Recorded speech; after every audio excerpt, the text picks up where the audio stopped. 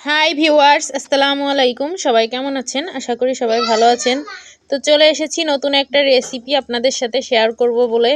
আজকে আমি যে রেসিপিটা শেয়ার করব সেটা হলো সুজির ভাপা পিঠা।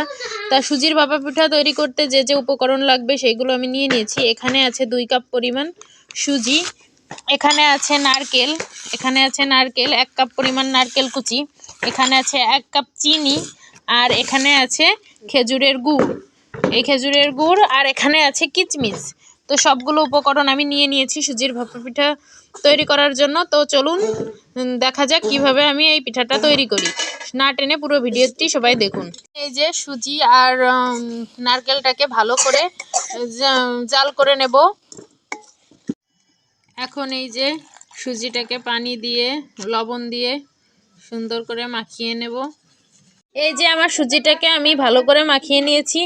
এখন এই মাখানো সুজিটাকে এই যে একটা বাটিতে আমি তেল ব্রাশ করে নিয়েছি।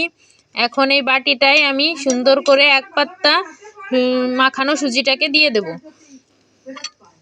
মাখানো সুজিটা আমি দিয়ে এখন তারপরে আমি এর ভেতরে এই যে নারকেল আর গুড়টাকে জ্বালিয়ে নিয়েছিলাম সেটা 1 পাত্তা দিয়ে দেব।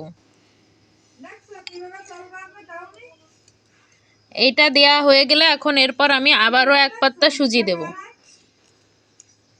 সুন্দর করে সুজিগুলো দেয়া হয়ে গেলে এখন এর ভেতরে আমি এই যে কিচমিচগুলো এর উপর দিয়ে দেব। এই যে আমি তারপর একটা পাতিলে পানি গরম করে নিয়েছি। এখন পাতিলের উপর একটা স্ট্যান্ড দিয়ে এই যে আমি বাটিগুলোকে সুন্দর করে বসিয়ে দিয়েছি।